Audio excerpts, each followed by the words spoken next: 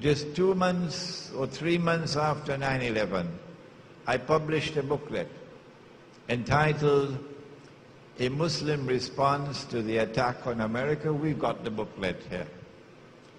And in that booklet, I argued that the target is Pakistan's nuclear plants and nuclear weapons.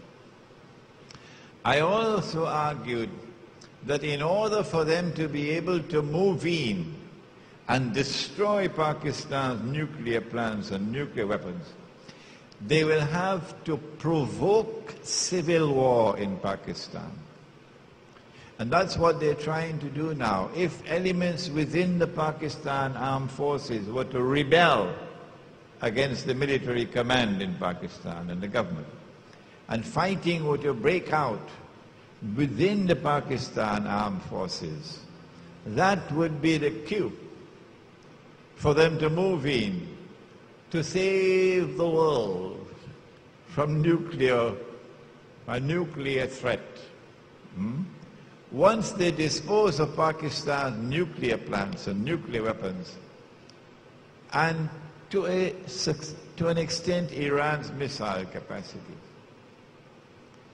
then 2012 would be, I believe, all the hype about 2012 is meant to prepare the world for something big. Everybody is waiting for something big. So let's not disappoint them. And 2012 perhaps can witness Israel's big war, the use of nuclear weapons in Israel's war. And eventually, it will then become clear that Israel has replaced the United States as the ruling state in the world.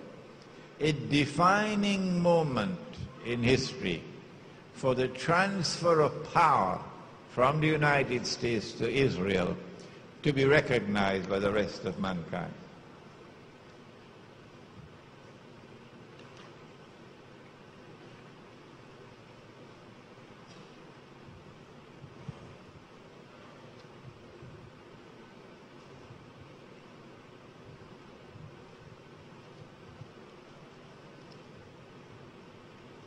No more questions, please.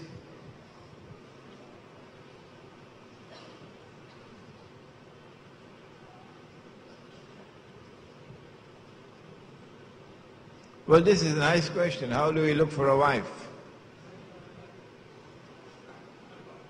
Well, you've been able to see, haven't you? We have very beautiful women here in Trinidad.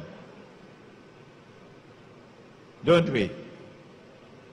And we did put, didn't we, in the registration, those looking for a wife? When you're looking for a wife, said the Prophet ﷺ, look at her. He said there are some women who have a defect in the eyes, may not be pleasing to you. So look at her. If in her physical appearance she is pleasing to you, and remember, not all trees are ornamental trees. If a handsome man were to marry a stunningly beautiful woman, they're going to have a lot of headaches in that marriage. Yes. But if a handsome man were to marry a woman who would care for him, then you have a sort of a complementarity there. So look at her and see whether her appearance is appealing to you. And then look to her public life to see whether in her public life she displays faith and righteousness of conduct. Don't go digging into her private life. She may have done something and Allah covered it. She made tawbah. No, we have enough questions here now. Allah covered it. And if you go digging in the private lives of others, Allah will one day uncover all that you did, and that was covered. That's all you need to look for a wife.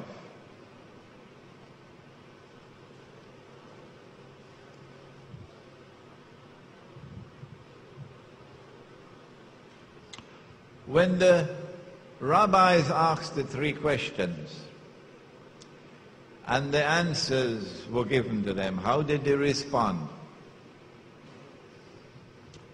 There was only one response that we have any data about.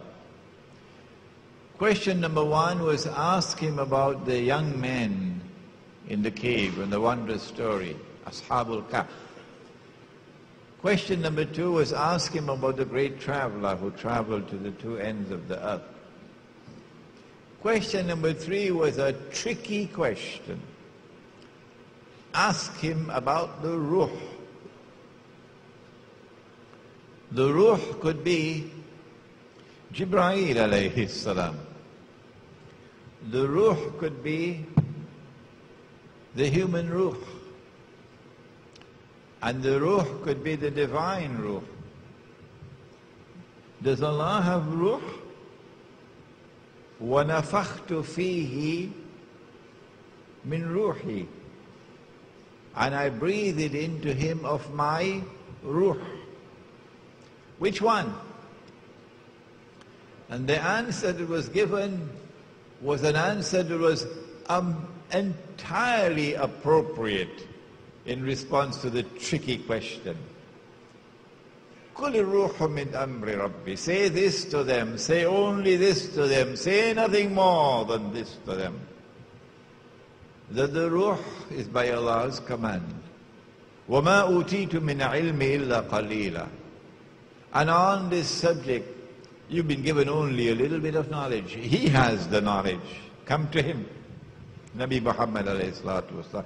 You say you are the elite of mankind.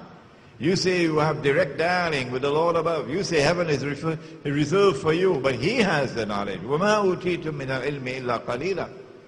So they didn't like that answer. So they wanted to make sure, listen, O Muhammad alayhi salatu wasalam, who is Allah referring to? Us? When he said, you've been given only a little bit of knowledge. Is he referring to us or to those pagan Arabs? And the Prophet replied, and I wish I could see the video one day. He said both. He said both. This is the only data we have of how they responded when the three answers came.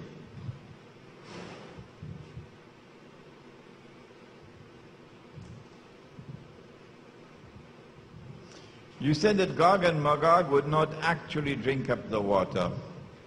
It is symbolic, the drinking. It's actually consuming the water.